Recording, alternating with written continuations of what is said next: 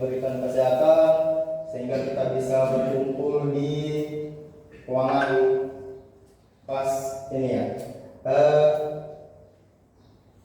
Terima kasih atas waktunya Bapak Ibu Guru sudah senantiasa meluangkan waktunya untuk mengikuti atau penjelasan dari diseminasi budaya positif. Di awal sebelum kita memulai kegiatan ini, saya sebagai calon guru penggerak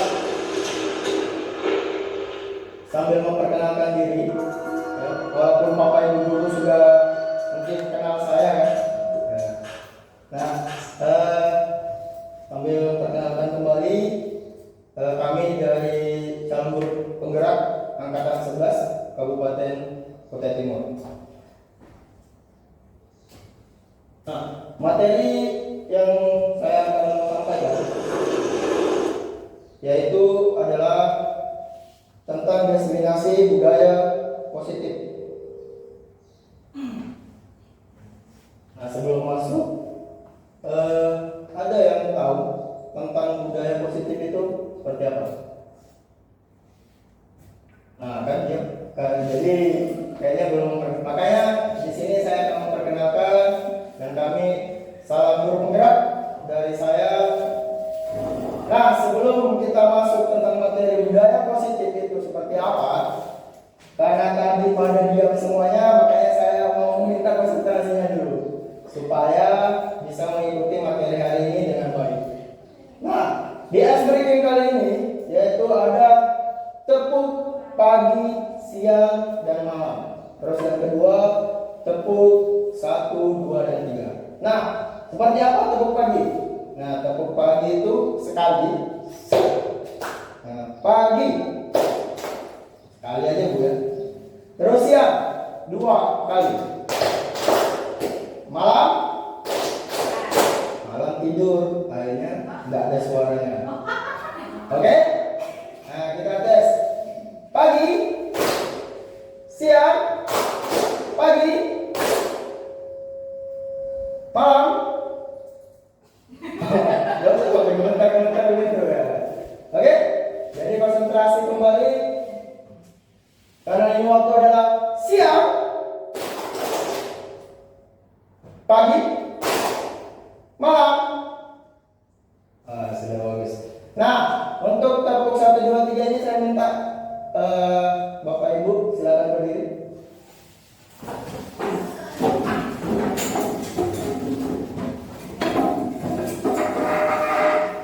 Oke, untuk tepuk 1, 2, 3, untuk tepuk 1 itu ada 2, 2, 1 ya. Hey.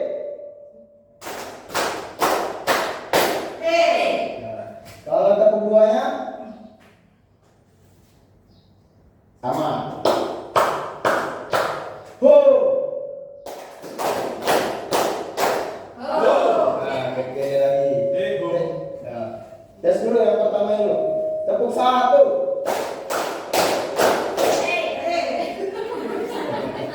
Tepuk 2. Oh.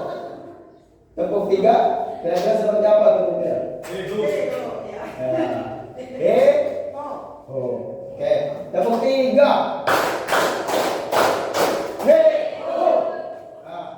Tepuk 1, 2, 3.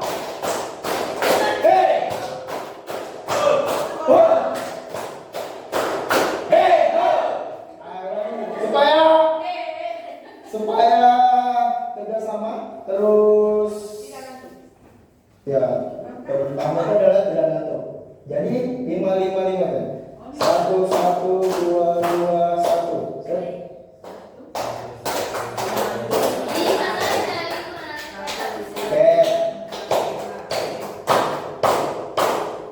Nah, 5. 1, 2, 3, 4, 5. Hey, 1, 2, 3, 4, 5. 1, 2, 3, 4, 5. Hey, bisa? Oke. Tepuk 1. Hey.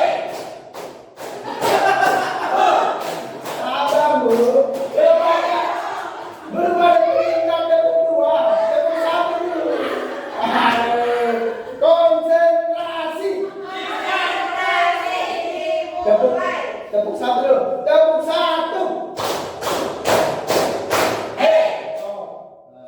Tepuk dua. Tepuk tiga. Tepuk satu, dua, tiga.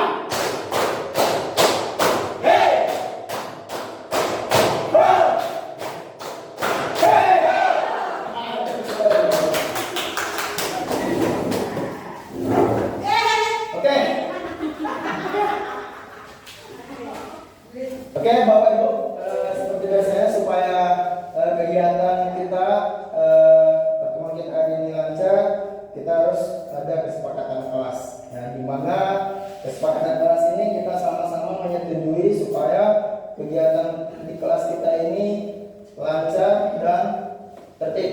Nah, yang pertama ini ada tidak berbicara di saat guru berbicara. Nah, ini bisa Bapak Ibu guru nanti terapkan di kelas. Nah, kira-kira selanjutnya kesepakatan kelas tidak berbicara di saat guru berbicara. Selanjutnya masukan dari Bapak Ibu guru, kira-kira apa lagi? Apa Bapak Ibu guru? Tidak boleh terlambat. Tidak boleh. Lambat masuk kelas. Tidak boleh. Tidak terlambat masuk kelas. Apalagi Bapak Ibu? Yang paling sering itu jangan terlalu sering izin ke WC. Jangan Terlalu sering izin ke WC.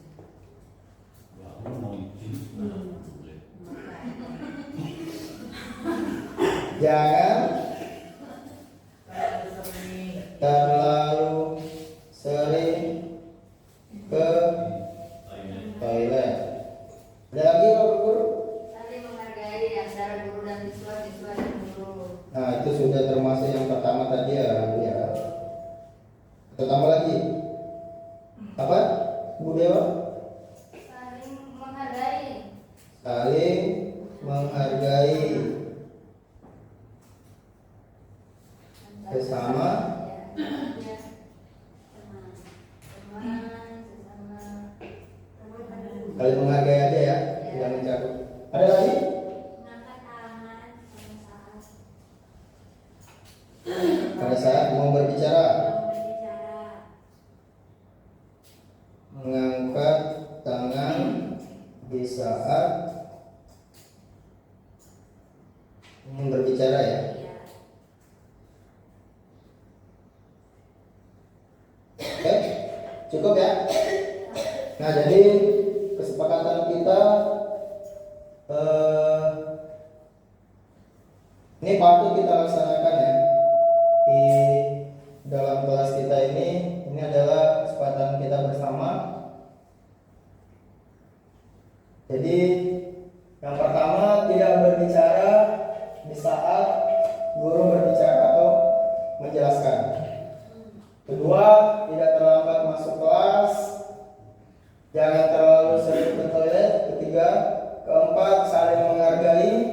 Kelima, mengangkat tangan di saat ingin berbicara. Sepakat? Semangat, semangat! Wah, luar biasa.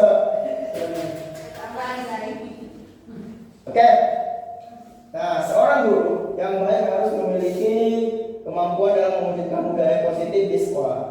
Budaya positif tersebut dapat dijalankan dengan menerapkan konsep-konsep inti seperti yang pertama, ini ada 6 ya. Disiplin positif.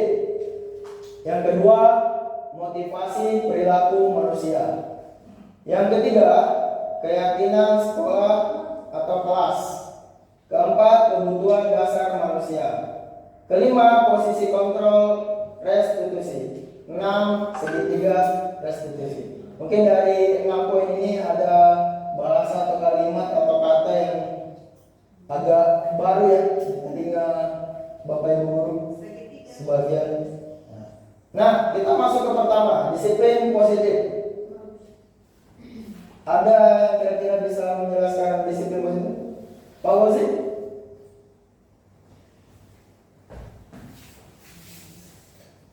Silakan Pak. Terima kasih Pak Indra. Terkait disiplin positif, suatu hal yang sifatnya baik untuk dilakukan dan terus menerus dilakukan untuk kebaikan siswa. Itu saja mungkin yang terlintas di pikiran saya, Pak. Oke, terima kasih. Oke, sudah sabar, sudah tepuk tangan dulu untuk semua. Nah, jadi hal yang positif yang mungkin kita bisa terapkan di dalam kelas atau di lingkungan sekolah. Ada lagi? Bu Nana? Bu Fitri? Go ya. Oke. Kita masuk yang pertama. Disiplin positif. Nah, seperti tadi yang disampaikan oleh Pak Fauzi, disiplin positif merupakan suatu cara penerapan disiplin yang mengajarkan anak-anak bertanggung jawab dan menumbuhkan kesadaran diri berdasarkan nilai-nilai kebajikan. Paham sampai sini Bapak Ibu?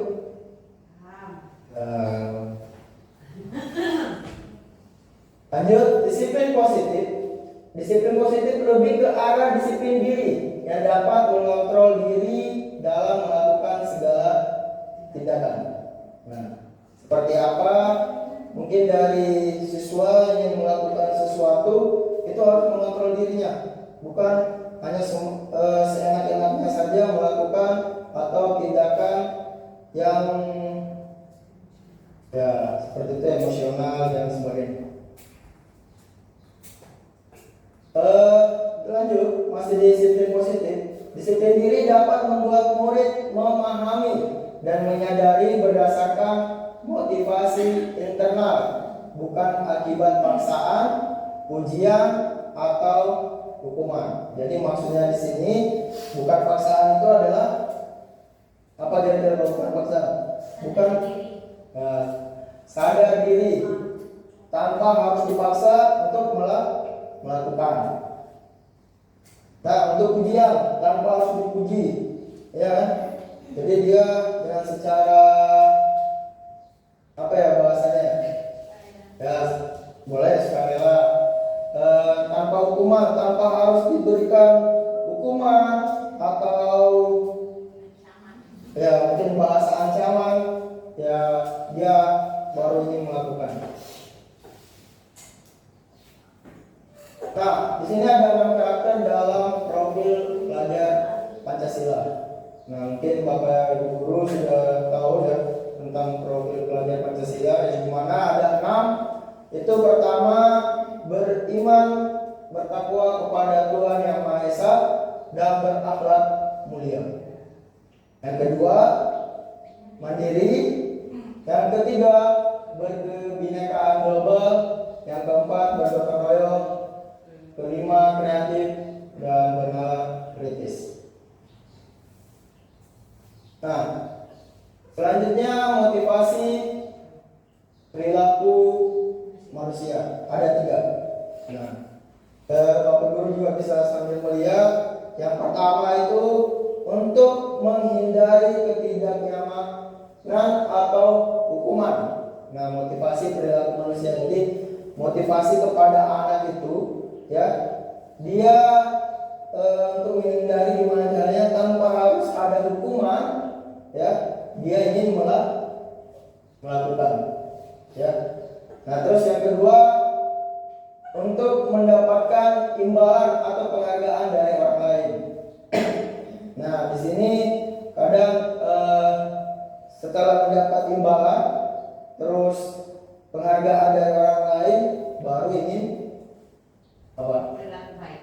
Baru ingin berlaku baik, melakukan, baru bertindak. Jadi nanti ada sesuatu yang dijanjikan, baru ingin. Nah, itu adalah perilaku manusia. Dan yang ketiga, untuk menjadi orang yang mereka inginkan dan menghargai diri sendiri dengan nilai-nilai yang mereka percaya. Kita lanjut ke keyakinan sekolah atau kelas.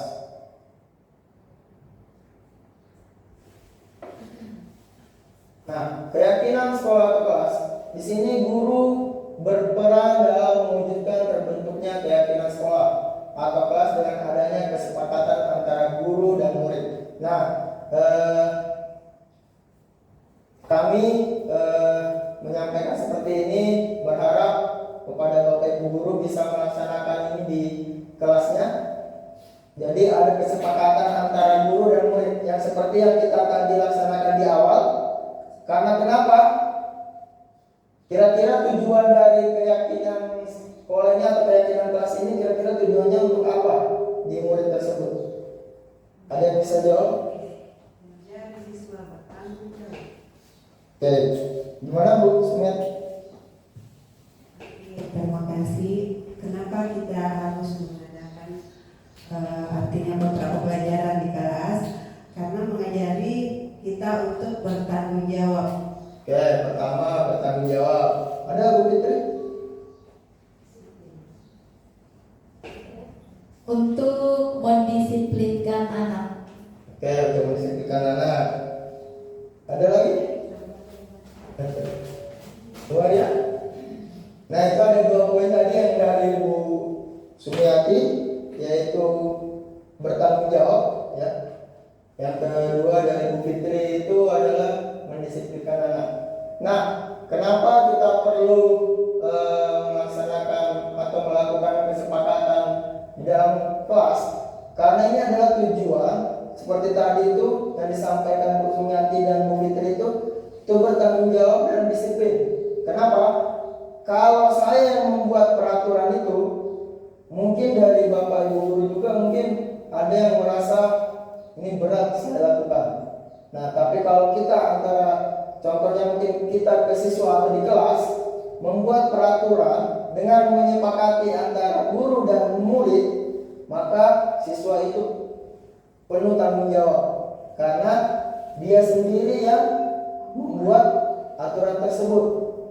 Jadi di dalam dirinya itu sudah tertanam, saya tidak boleh seperti ini, ya kan?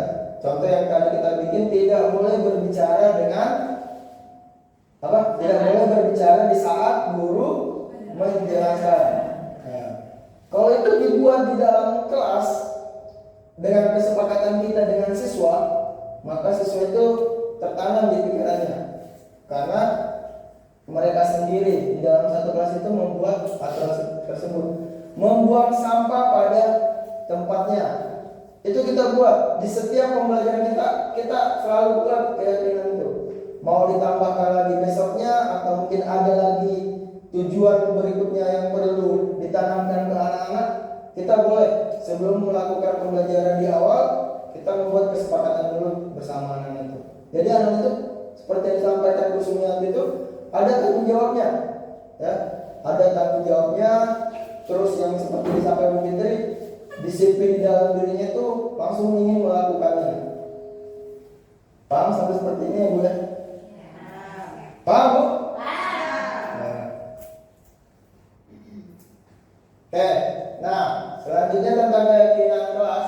Keyakinan sekolah atau kelas berupa pernyataan-pernyataan universal yang mudah diingat dan dipahami dan harus diterapkan di lingkungan sekolah. Maksudnya yang mudah diingat itu kata-katanya yang harus yang sederhana. Nah, tapi yang positif.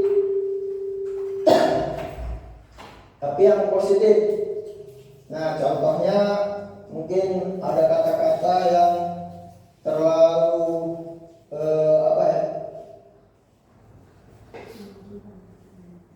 seperti terlalu keras kepada anak tersebut. Jadi anak itu seakan-akan tidak menerima aturan tersebut atau kesepakatan tersebut. Jadi kita membuat sederhana kata-katanya sehingga anak itu bisa mencerna baik di pikirannya. Oke, seperti itu. Nah, ini ada yang saya buat kemarin di saat materi di keyakinan kelas. Saya membuat di kelas itu yaitu ada disiplin. Nah, ini ada sedikit kesalahan penulisan. disiplin, ada saling mengasihi. Nah, maksudnya saling mengasihi di sini nih, ya disiplinnya adalah waktu. Seperti tadi kita itu tepat waktu masuk di dalam kelas atau datang, kalau kayak kita ke sekolah itu tepat waktu datang ke sekolah. Terus yang kedua itu saling mengasihi. Saling mengasihi itu saling membantu teman orang, nah, bukan mengasihi apa-apa ya, bisa saling menolong orang. Terus tanggung jawab.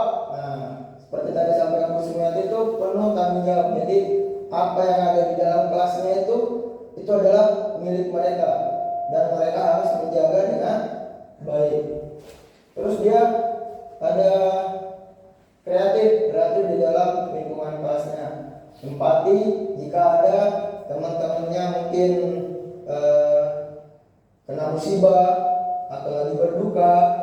Nah, itu keyakinan kelas yang saya buat kemarin. Terus saling menghargai. Nah, itu termasuk tadi kita harus menghargai orang, mungkin ada yang berbicara di dalam kelas atau gurunya yang lagi menjelaskan. Ya, kita harus menghargai apa yang disampaikan dan kita harus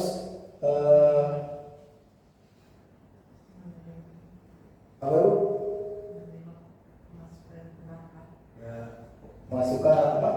Masukan atau pendapat. Oke, terus saling menghormati. Nah, apalagi kalau sudah di luar kan kakak kelasnya, apalagi di dalam kelas sudah ada guru, yaitu harus dihormati. Nah, terus berbagi.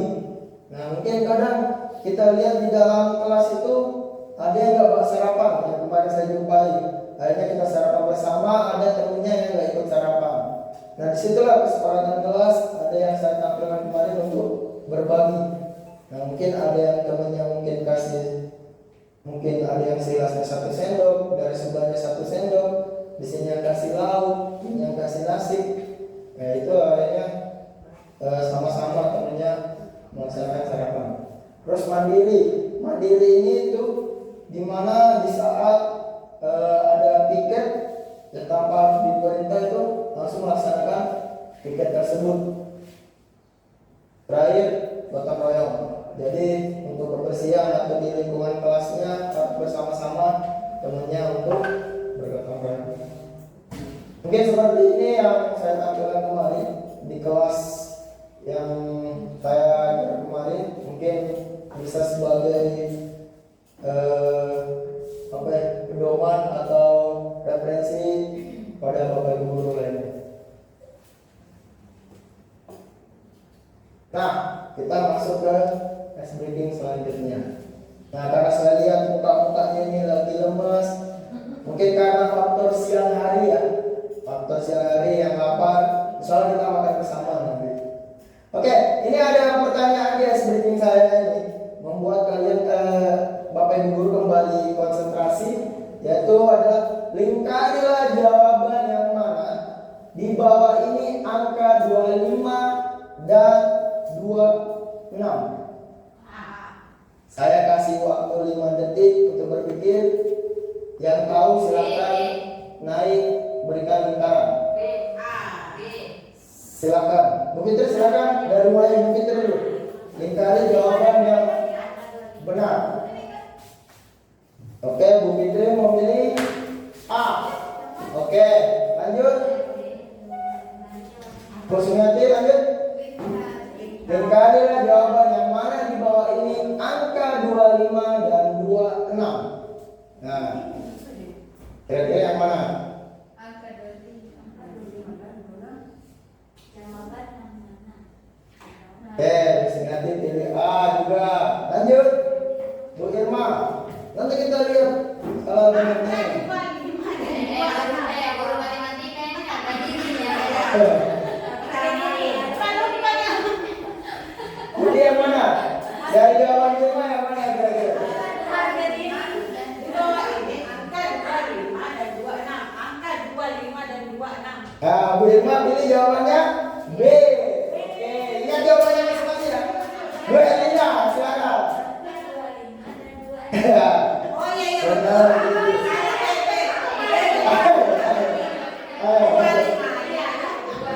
Oke, Bu Elina pilih angka apa?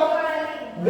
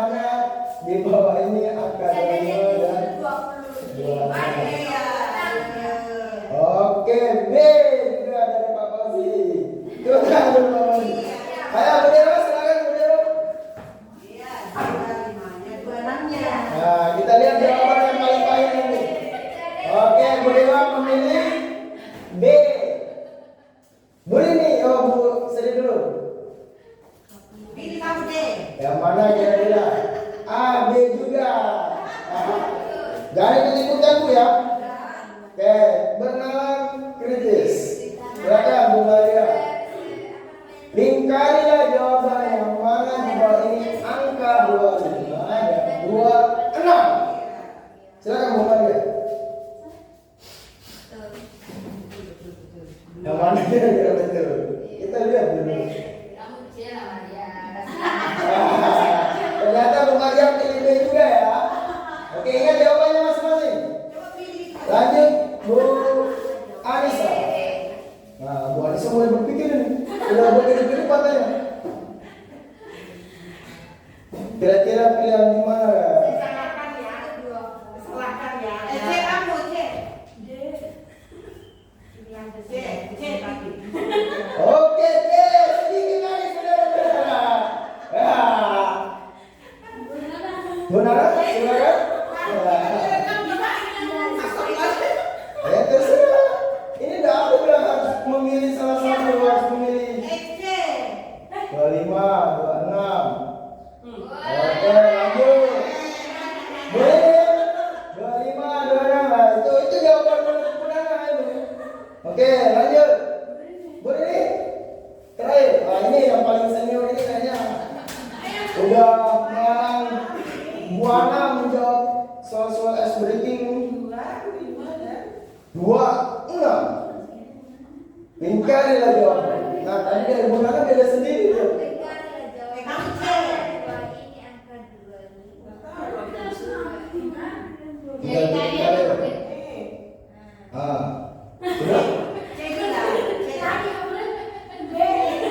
Sudah? Baik. Ya. Terus? Sudah? Nah, kira-kira jawaban yang benar yang mana? A, B, C, D yang mana benar? Nah, perhatikan jawabannya, pertanyaannya baik-baik. Lingkarilah jawaban yang mana di bawah ini angka 25 dan 26. Ini berarti itu berpikir lingkarilah jawaban yang mana di bawah ini angka. Ya kan? Nah, Bu Nana sudah cukup, cuma kekurangan jawaban. Jadi jawabannya itu adalah semuanya adalah benar. Ya.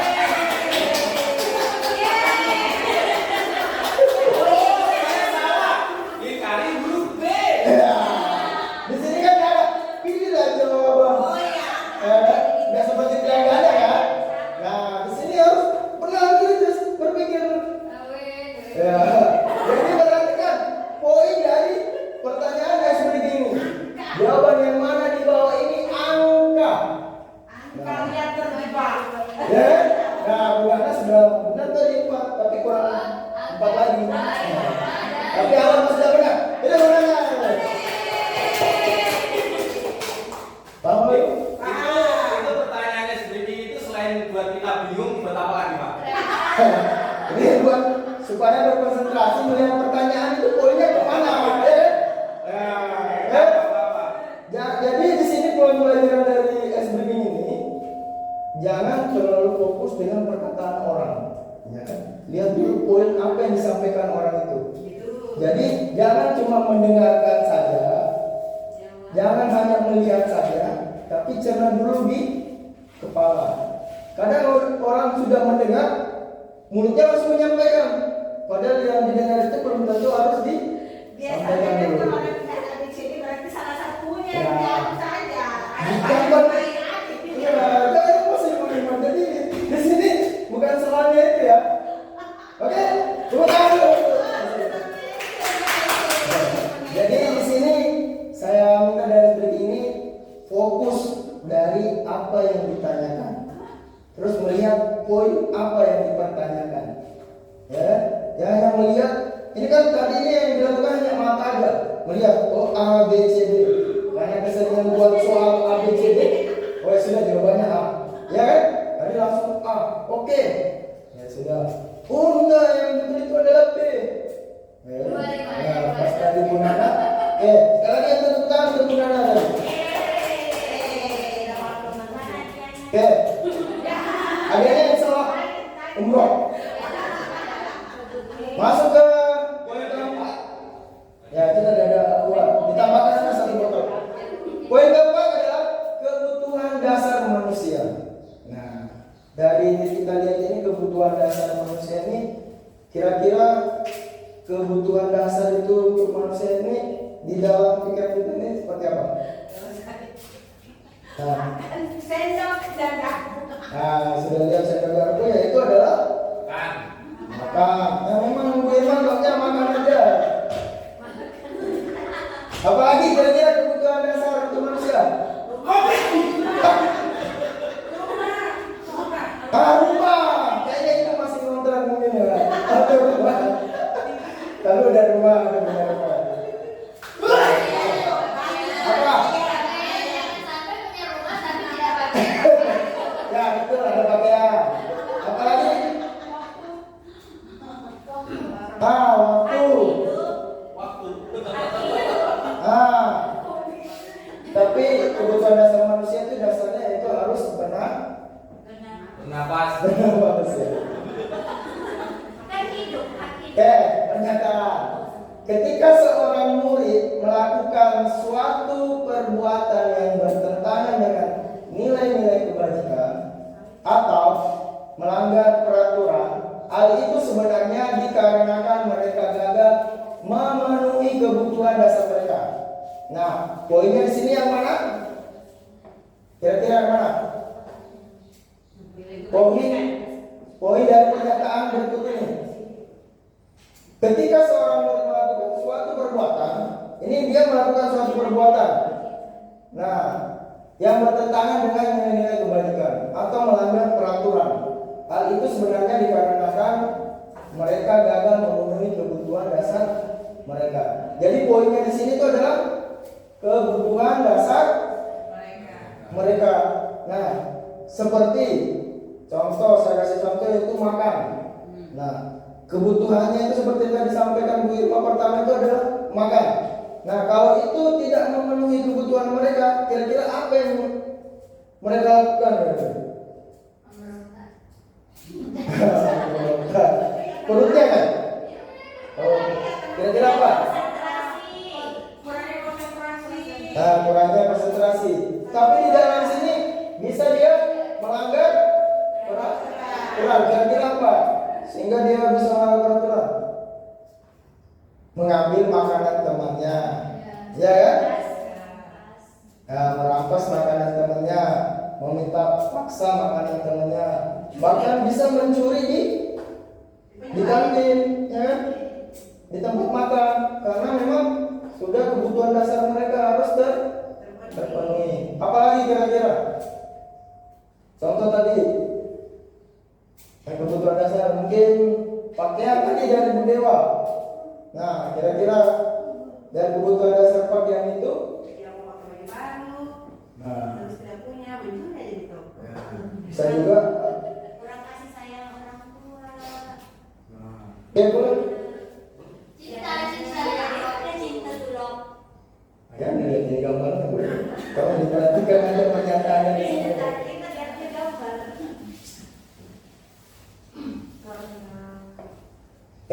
Kita lanjut.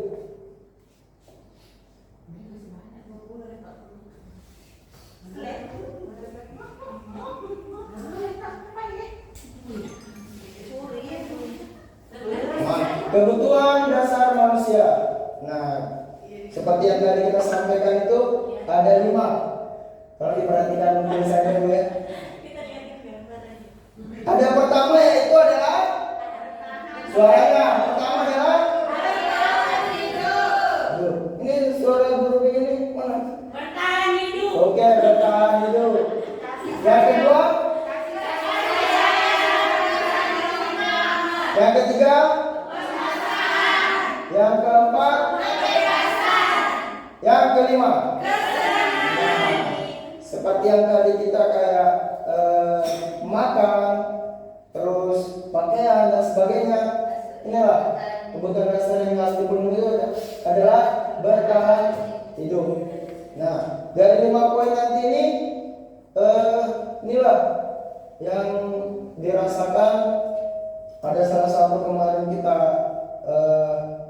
kesiswaan kita sendiri ya di dalam kelas. Ada contoh nanti yang saya berikan. Nah, ada studi kasus yang kemarin saya lakukan dan mendapatkan di dalam kelas, yaitu ada di kelas Bu Lydia, yaitu Bu Lydia adalah wali kelas 9E, yang dimana Ibu Lydia ini bingung menghadapi kelakuan satu murid di kelasnya. Ada salah satu murid di kelasnya yaitu bernama Vano. Nah, beberapa guru sudah mengeluhkan Vano yang dimana seringkali tidur di dalam kelas setiap jam pelajaran. Bahkan kemarin saya dapati di jam pertama saya itu dia sudah tidur di saat upacara dimulai. Jadi dia nggak ikut upacara.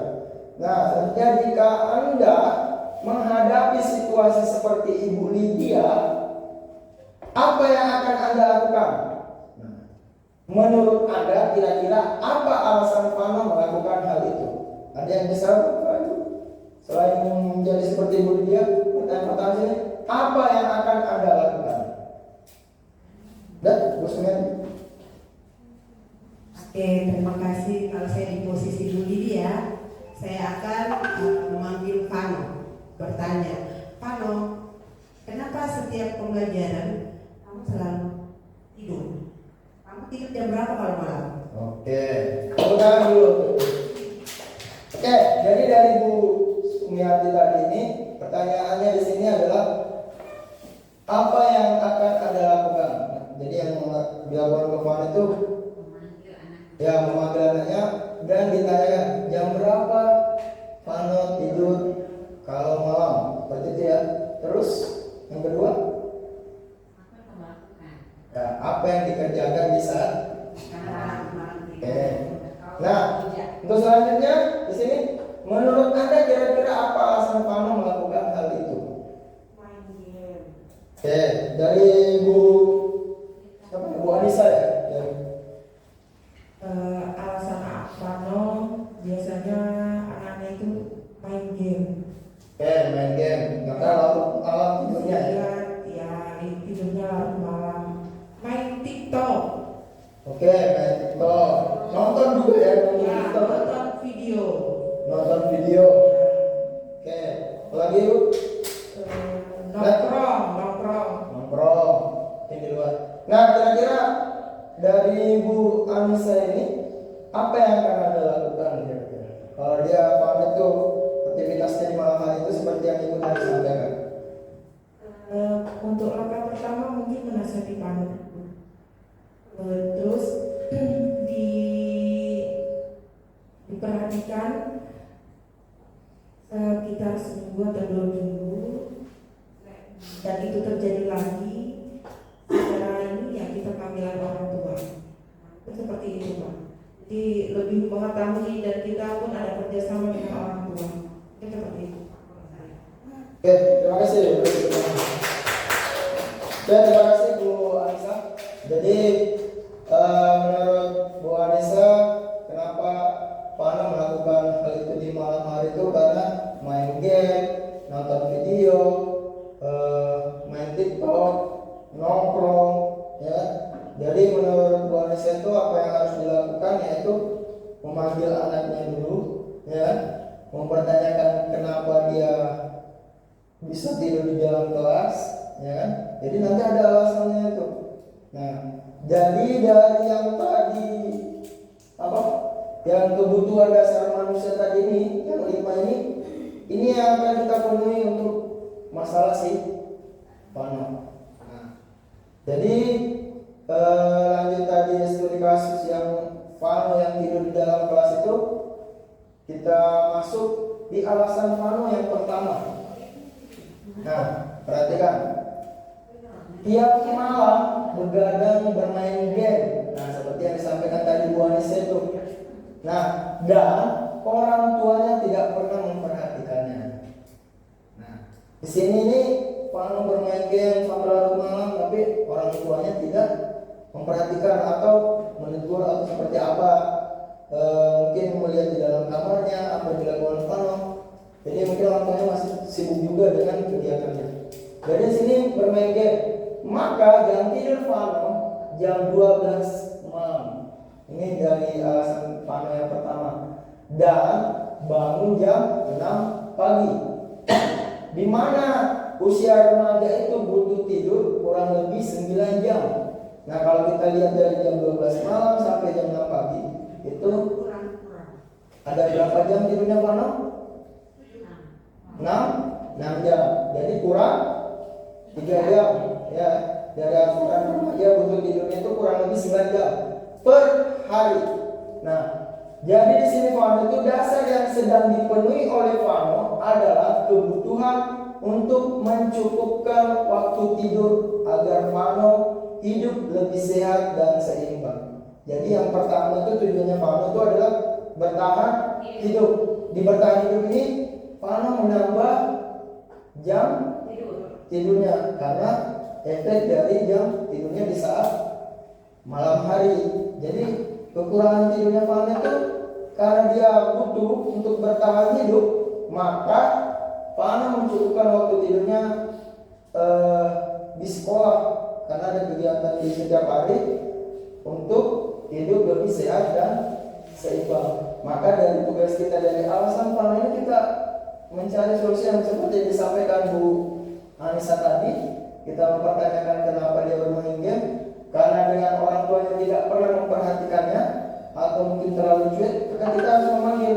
Karena kita melihat kondisi Fano yang ada di sekolah, melihat oh seperti ini. Jadi kita menyampaikan ke orang tua, mungkin bisa diperhatikan lagi anaknya di rumah, karena dia berefek di dalam kelas atau di pembelajaran di sekolah. Oke Bu, untuk alasan pertama. Nah, di alasan kedua, si Fano dia merasa senang karena temannya jadi memperhatikan dia. Nah, maksudnya dia melakukan dengan kebiasaan tidurnya itu akhirnya temannya selalu memperhatikan dengan cara itu ketika temannya melaporkan kebiasaan itu kepada wali kelasnya atau guru. Maka setelah itu wali kelasnya menyampaikan kepada orang tuanya, sehingga orang tuanya jadi memperhatikan Fano. Nah, maka kebutuhan dasar yang sedang dipenuhi Fano yang kedua ini adalah kebutuhan akan rasa sayang dan rasa diterima. Jadi Fano melakukan aktivitas seperti itu supaya dia dari guru itu melaporkan ke orang tuanya, sehingga orang tuanya kembali memberikan kasih sayang dan merasa diterima di mana? Di rumahnya atau di dalam keluarganya. Hanya sampai sini ya Pak. Oke, lanjut di alasan ketiga, kebutuhan dasar Fano di sini itu adalah semua temannya takut dengan dia dan membiarkannya. Maka sebetulnya Fano sedang berusaha memenuhi kebutuhan dasarnya akan kekuasaan. Nah, di saat di sini temannya membiarkan semua itu, maka Fano merasa berkuasa di dalam kelasnya tersebut. Jadi terpenuhi dengan rasa kekuasaan itu dengan melihat temannya takut dengan dirinya.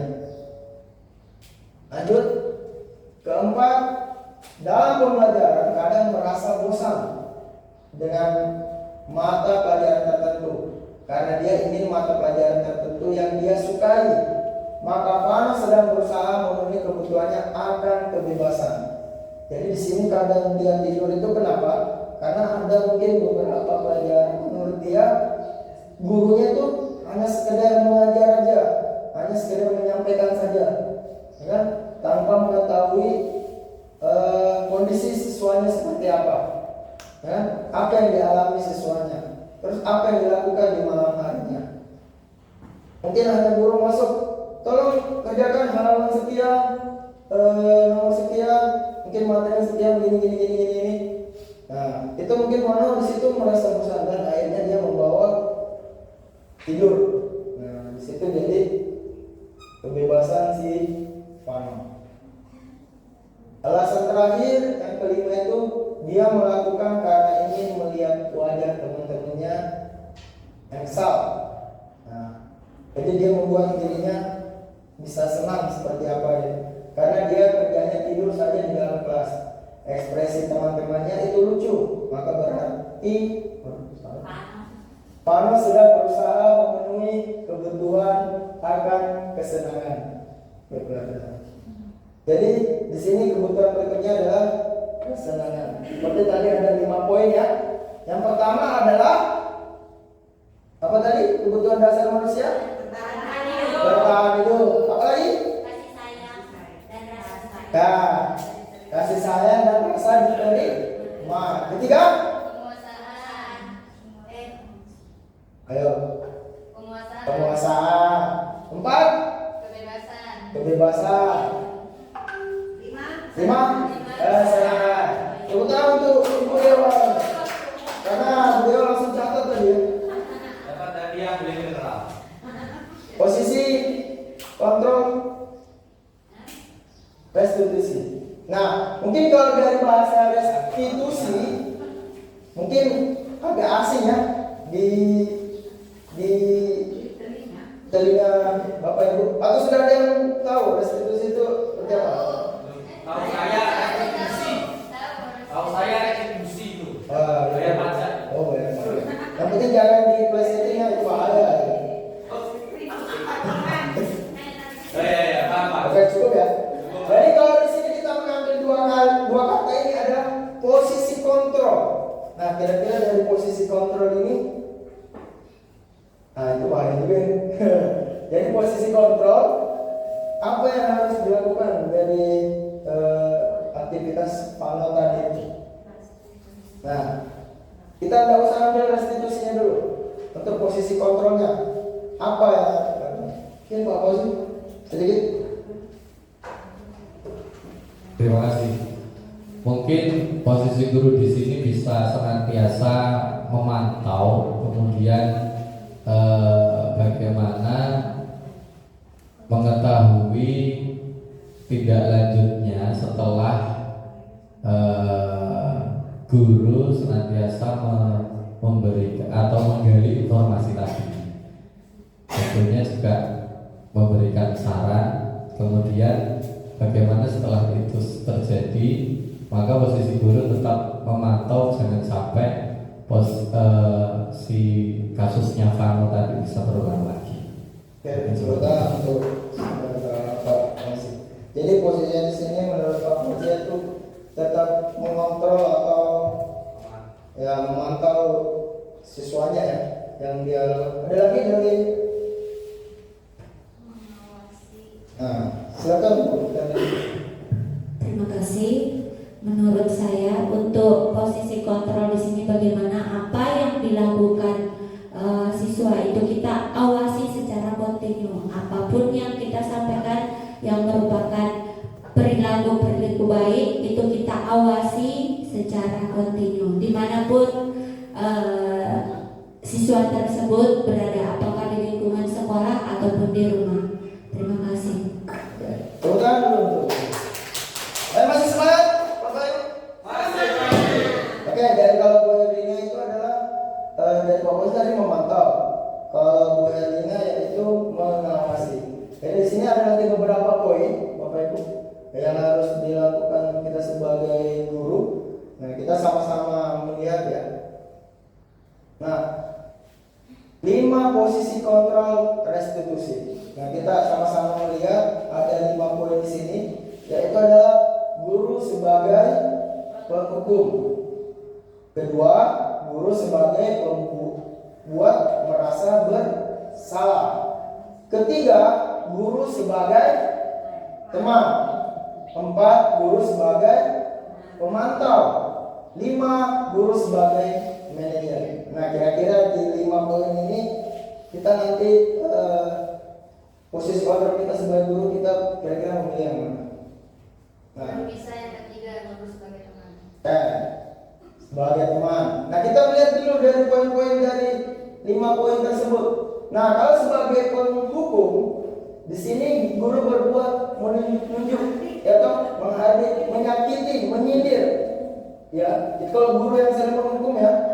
Nah, jadi dia katakan, kalau kamu tidak melakukannya, awas ya, rasakan nanti seperti ini. Mungkin kita biasa seperti itu ya, Bapak Ibu ya, atau sering sekali ya di rumah ya. Oke, nah, terus hasilnya apa? Kalau kita mengambil posisi kontrol penghukum, hasilnya itu memberontak, menyalahkan orang lain,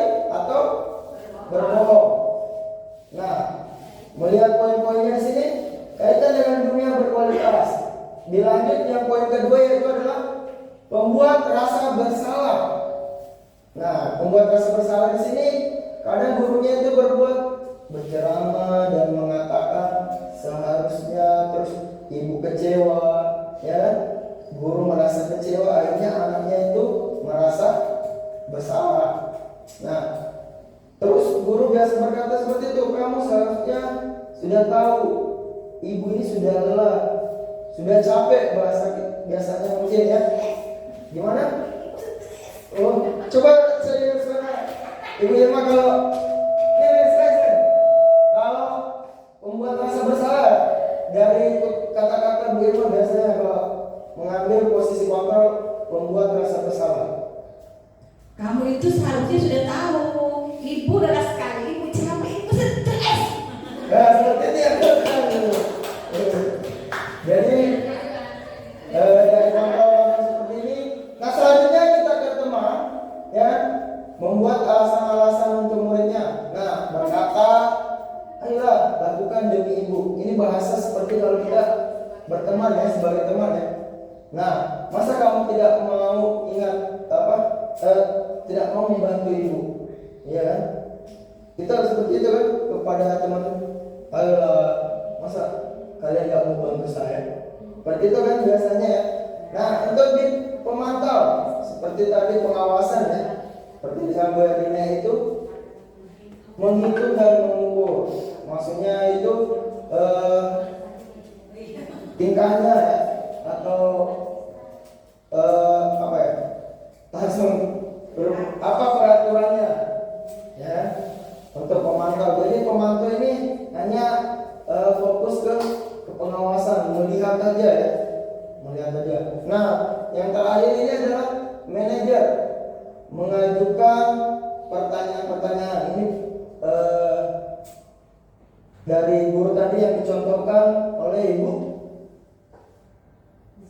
Anissa, mengajukan pertanyaan-pertanyaan dulu ya. Apa yang terus ya gurunya berkata, apa yang kita yakini, apa yang bisa kau kerjakan untuk memperbaiki masalah ini. Jadi Bu Anissa tadi mencari tahu dulu, mempertanyakan dulu kenapa bisa seperti itu, ya kan? Kenapa dia bisa tidur malam hari, apa yang dilakukan. Nah, seperti itu. Nah, dari 5 posisi kontrol ini mungkin saya minta masukan apa dari Bapak Ibu guru ini, kira-kira pilihan dari Ibu Fitri yang mana sebagai kira-kira kalau dari melihat tadi kasus Pano tadi itu tidur dalam kelas, kira-kira posisi kontrol apa yang Bu Fitri ambil? Jadi kalau menurut saya posisi kontrol yang bisa diambil adalah tentang manajer, ya. Ya, alasannya. Karena biasanya anak-anak itu melakukan sesuatu pasti ada sebab, ya. Yaitu pengen diperhatikan, maka dari situ kita harus mengetahui apa yang dialami anak ini. Ya. Cukup. Betul. Kalau Bu Sumiati, kira-kira posisi kontrol apa ya? Oke, kalau saya posisi sebagai teman. Saya teman dengan Pano, alasan saya Pano. Ayo perhatikan ibu apa yang ini kita sebagai artinya saya wali kelas kamu ya, tolonglah.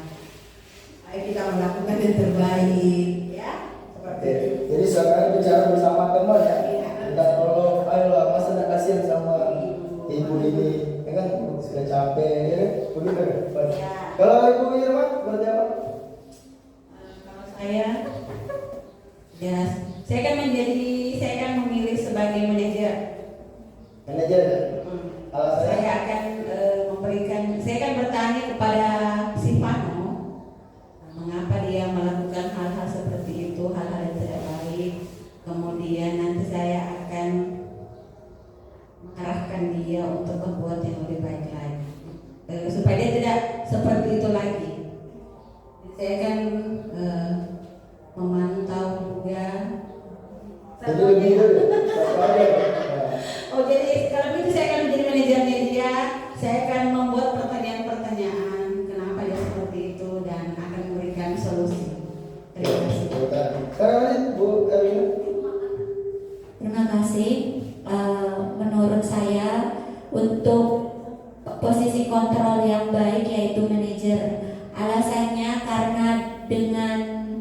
ini ya ada tadi berupa pertanyaan-pertanyaan yang memberikan keyakinan, artinya memberikan pertanyaan kira-kira apa penyebab dan mereka bisa mencari solusinya sendiri. Oke, cukup. Dia mampu mengevaluasi semua perbuatannya dan menyadari serta mencari solusi terbaik, kira-kira apa yang harus saya Buat lakukan dirinya sendiri. buat dirinya sendiri. Terima kasih. Terima kasih. Saya untuk Pak Konsil ini.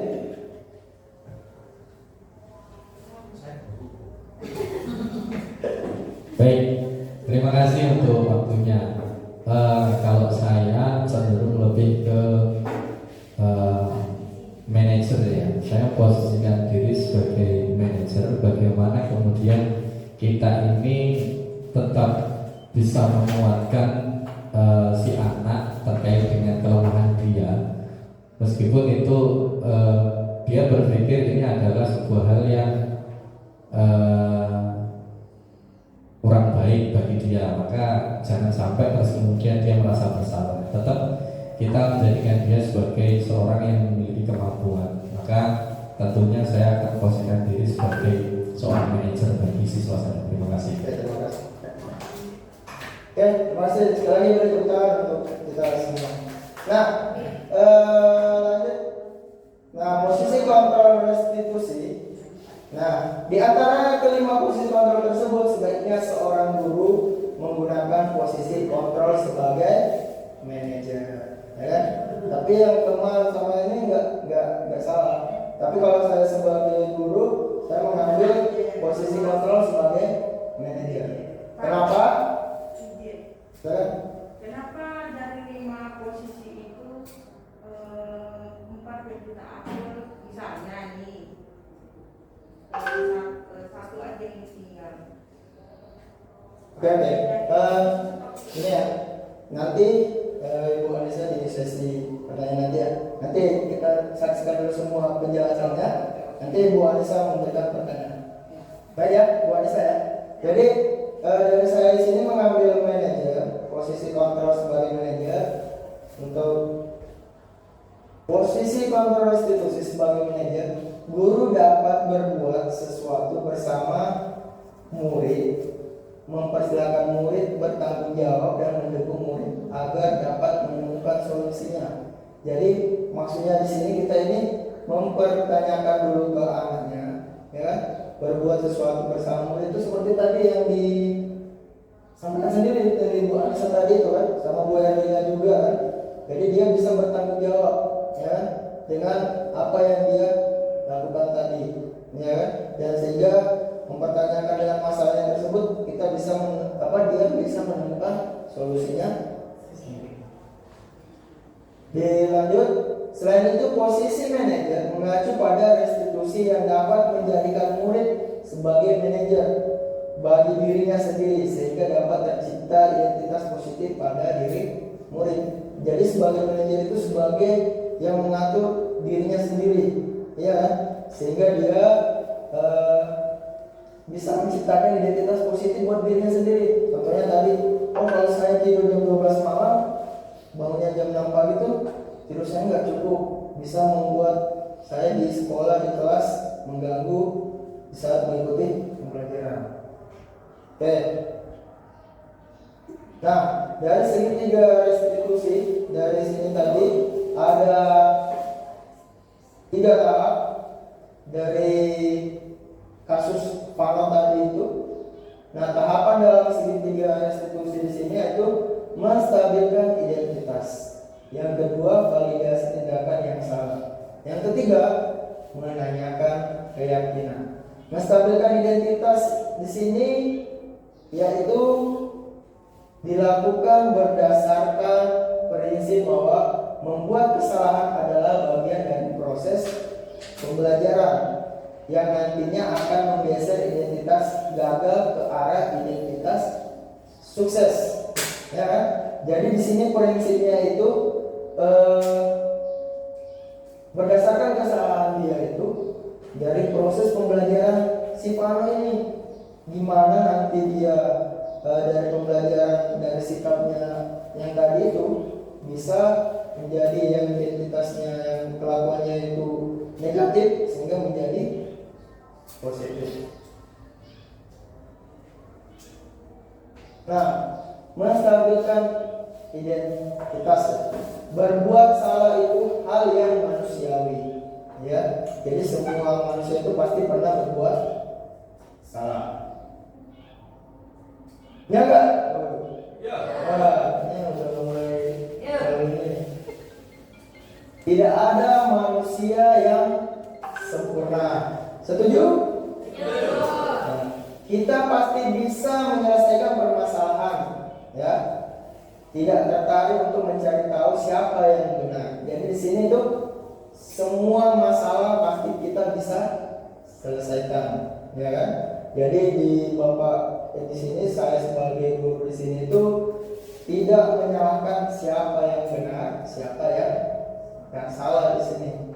Nah, Bapak Ibu lebih tertarik untuk menyelesaikan masalah. Jadi di sini tujuan kita menyelesaikan masalah siapa tadi? Pano. Nah, kalau kamu menyalahkan dirimu sendiri yang sebagai Pano ini, apakah kamu bersikap baik pada dirimu sendiri? Nah, gimana caranya kamu bisa bersikap baik kepada dirinya sendiri?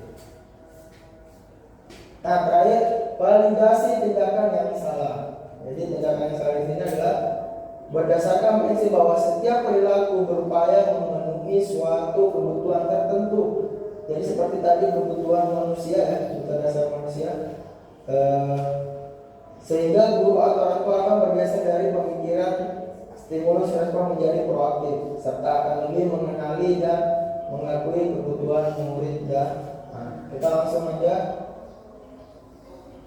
menanyakan keyakinan.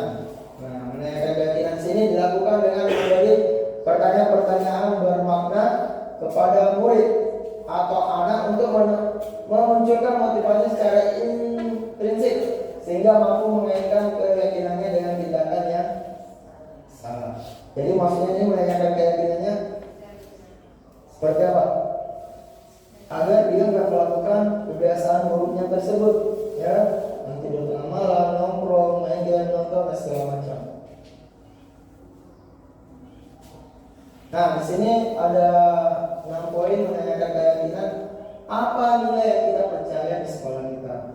Nilai-nilai apa yang telah kita sepakati? Ketiga, kelas yang ideal itu seperti apa sih? Nah, terus 4, kamu ingin dari anak seperti apa? 5, apa yang kamu rasakan? Ke-6, ketika kamu melakukan itu, kamu menjadi orang yang seperti apa? Nah, dari 6 poin ini yang bisa mungkin Bapak Ibu guru nanti melakukan atau menanyakan keyakinan di dalam kelasnya, ya, agar masalah atau sikap-sikap pelanggaran di dalam kelas bisa diselesaikan dengan baik. Nah, mungkin ini yang terakhir ada 6 poin. Seorang guru yang baik harus memiliki kemampuan dalam mewujudkan budaya positif di sekolah. Budaya positif tersebut dapat dijalankan dengan menerapkan konsep-konsep inti seperti ini ada 6 poin. Disiplin positif, kedua, motivasi perilaku manusia, ketiga, keyakinan sekolah atau kelas, 4, kebutuhan dasar manusia, 5, posisi kontrol restitusi, 6. jadi tidak restitusi. Nah, tadi sudah semua tahap-tahap yang kita lakukan. Saya harap Bapak Ibu guru semua memperhatikan dan kita sama-sama bisa ya menerapkan di kelas kita masing-masing, ya. Thank you dan terima kasih pada Bapak Ibu guru untuk hari ini. Nah, dari materi kita hari ini mungkin ada 1 pertanyaan terakhir supaya gimana? Ya, ya silakan Bu Lina untuk kalau ada pertanyaan yang saya sampaikan. Tes. Terima kasih atas kesempatan yang diberikan kepada saya. Luar biasa ya materi kita yang kita dapatkan hari ini. Ada pertanyaan yang mungkin perlu tindak lanjut ya untuk saya Pak Hadir tentang keyakinan kelas. Kira-kira bagaimana cara membuat keyakinan kelas tersebut terlaksana dengan baik? Kita ketahui bahwa kadang ini kan tadi keyakinan kelas itu dibuat oleh siswa. Kira-kira bagaimana caranya supaya betul-betul terlaksana dengan baik? Anak-anak melaksanakan dengan baik. Terima kasih. Oke, terima kasih pertanyaan berikutnya sangat bagus, yaitu gimana caranya keyakinan kelas itu bisa berjalan dengan baik. Seperti itu ya, Nah, seperti yang tadi saya sampaikan itu, di sini guru berperan yang kita bisa lihat ya, kesepakatan antara guru dan murid. Karena bagaimana caranya bisa itu dilaksanakan dengan baik oleh siswa itu, dijalankan baik dengan siswa itu. Seperti itu yang tadi sampaikan, guru bersama siswanya itu melakukan kesepakatan di dalam kelas, yang dimana siswanya itu yang membuat aturan tersebut. Nah, contohnya yang seperti tadi, mungkin membuang sampah pada tempatnya. Pertama ya kan, masuk di dalam kelas, tidak terlambat masuk di dalam kelas. Nah, kalau sehingga siswanya yang membuat aturan, kita bersama membuat aturan tersebut, maka ada tanggung jawab di dalam diri siswa tersebut itu. Nah, kalau kita yang sendiri sebagai guru yang membuat, tidak boleh izin keluar dari kelas di saat saya belajar, di saat saya mengajar di dalam kelas, ya kan? Nah, kalau kita sendiri tanpa kesepakatan di siswa, kira-kira siswanya seperti apa nanti? Tidak boleh izin keluar di saat pembelajaran saya. Ya,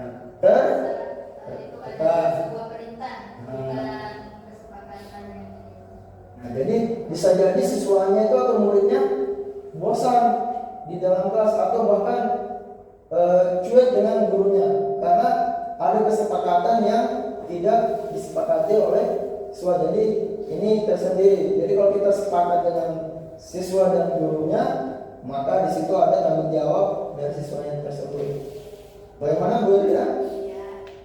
Terima kasih. Ada yang lain? Cukup? Cukup ya. Terima kasih untuk Bapak Ibu guru hari ini, di mana sudah meluangkan waktunya